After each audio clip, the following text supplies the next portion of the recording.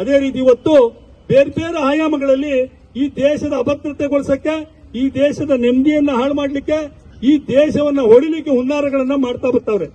ಇದಕ್ಕೆ ಹೊರ ರಾಷ್ಟ್ರಗಳಿಂದ ಹಣವನ್ನ ತಗೊಂಡ್ಬರ್ತಾರೆ. ಈ ಹಣವನ್ನ ದುರುಪಯೋಗ ಮಾಡಿಕೊಂಡು ಇಲ್ಲಿನ ಕಳೆದ ವರ್ಷ ನೋಡಿರ್ಬೋದು, ರೈತರ ಹೆಸರಲ್ಲಿ ಹೋರಾಟ ಮಾಡಿದ್ರು.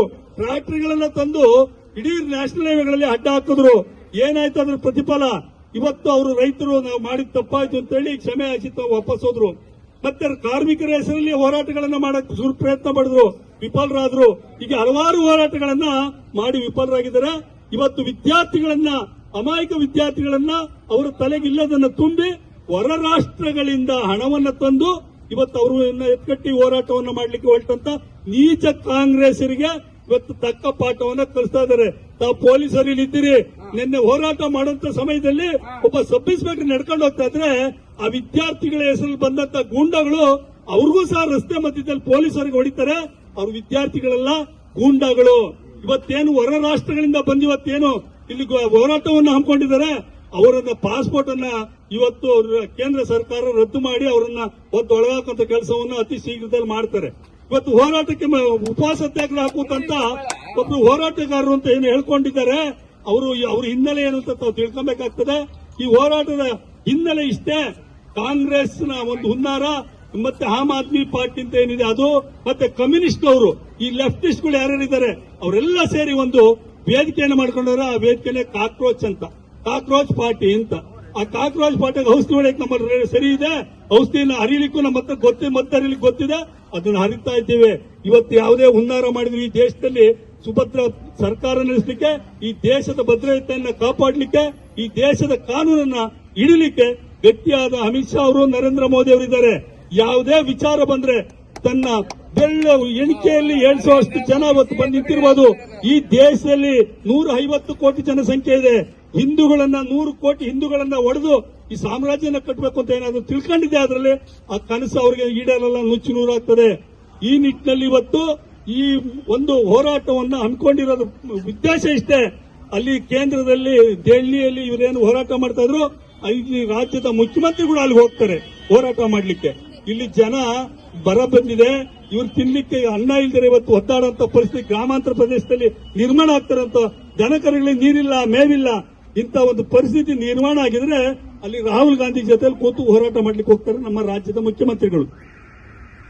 ಇವತ್ತು ಭಾರತೀಯ ಜನತಾ ಪಕ್ಷದ ಕಚೇರಿ ಮುಂದೆ ರಾಜ್ಯದ ಏನು ಕಾಂಗ್ರೆಸ್ ನಾಯಕರು ಹೋರಾಟ ಮಾಡ್ಲಿಕ್ಕೆ ಬಂದಾಗ ಅದನ್ನ ಪೊಲೀಸರು ತಡೆ ಹಿಡಿದು ಅವರನ್ನು ವಾಪಸ್ ಕಳಿಸ್ತಾರೆ.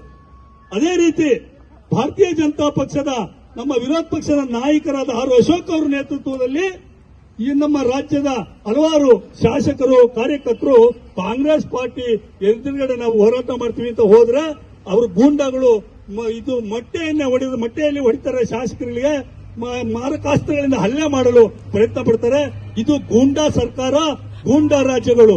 ಹಿಂದೆ ಇವರಿದ್ರು ರೌಡಿಗಳ ಜೊತೆಲಿ ಯಾರ್ಯಾರು ಇದ್ರು ಅಂತ ಗೊತ್ತಿದೆ. ಇವತ್ತು ಕೊತ್ವಾಲ್ ರಾಮಚಂದ್ರ ಶಿಶಿರ್ ಇವತ್ತು ಈ ರಾಜ್ಯದಲ್ಲಿ ರಾಜ್ಯಾಧ್ಯಕ್ಷ ಆಗಿದ್ದಾನೆ, ರಾಜ್ಯದ ಮುಖ್ಯಮಂತ್ರಿ ಆಗಿದ್ದಾರೆ. ಈ ನಿಟ್ಟಿನಲ್ಲಿ ಅದೇ ಸಂಸ್ಕಾರ, ಅದೇ ಸಂಸ್ಕೃತಿಯನ್ನ ರಾಜ್ಯದಲ್ಲಿ ಬಳಸ್ತಾ ಇದ್ದಾರೆ. ಅದಕ್ಕೆ ಕಡಿವಾಣ ಹಾಕಬೇಕಾಗಿದೆ. ಬರುವಂತ ದಿನಗಳಲ್ಲಿ ಭಾರತೀಯ ಜನತಾ ಪಕ್ಷ ಇದನ್ನ ಒಂದು ಹಚ್ಚೆಗೆ ಹಾಕಿ ಇವತ್ತು ಸಮೃದ್ಧವಾದಂತಹ ಜನರು ನೆಮ್ಮದಿಯಿಂದ ಬಾಳುವಂತ ಸರ್ಕಾರವನ್ನ ರಚಿಸಲಿಕ್ಕೆ ಸಿದ್ಧವಾಗಿದ್ದೇವೆ. ಈ ಕೂಡಲೇ ನಾವೊಂದು ಈ ಮನವಿಯನ್ನ ಜಿಲ್ಲಾಧಿಕಾರಿ ಕೊಡಬೇಕು ಅಂತ ನಿರ್ಧಾರ ಮಾಡಿ ಬಂದಿದ್ದೇವೆ. ಯಾರು ಇವತ್ತು ಗುಂಡಾಗಿರಿ ಮಾಡಿದ್ದಾರೆ, ಯಾರು ಶಾಸಕರ ಮೇಲೆ ಮೊಟ್ಟೆ ಎಸೆದಿದ್ದಾರೆ, ಯಾರು ಶಾಸಕರಲ್ಲಿ ಮಾರಕಾಸ್ತ್ರಗಳಿಂದ ಹಲ್ಲೆ ಮಾಡಿದ್ದಾರೆ, ಅವರ ವಿರುದ್ಧ ಕಾನೂನು ಕ್ರಮ ಕೈಗೊಳ್ಳಬೇಕು ಅಂತ ನಮ್ಮ ಹೋರಾಟವನ್ನು ಹಮ್ಮಿಕೊಂಡಿದ್ದೀವಿ. ಬಂಧುಗಳೇ, ಇವತ್ತು ಭಾರತೀಯ ಜನತಾ ಪಕ್ಷ ಅಧಿಕಾರದಲ್ಲಿದ್ದಾಗ ಜನಪರ, ರೈತರ ಪರ, ಕಾರ್ಮಿಕರ ಪರ, ವಿದ್ಯಾರ್ಥಿ ಪರ ಹಲವಾರು ಹೋರಾಟಗಳನ್ನ ಮಾಡಿ ಇವತ್ತು ಅವ್ರನ್ನ ಎಲ್ಲಾ ರೀತಿಯ ಸವಲತ್ತುಗಳನ್ನು ಕೊಡುವಂತ ಕೆಲಸವನ್ನ ಮಾಡ್ತಾ ಬಂದಿದೆ. ಕಾಂಗ್ರೆಸ್ ಸರ್ಕಾರ ಬರೀ ಬಿಟ್ಟಿ ಭಾಗ್ಯಗಳು ಇನ್ನೊಂದು ತೋರಿಸಿ ಜನರಿಗೆ ಆಸೆ ಅವಿಷಗಳನ್ನು ಹಿಡಿದು ಕೊಟ್ಟು ಇವತ್ತು ಅಧಿಕಾರ ನೀಡಿದೆ.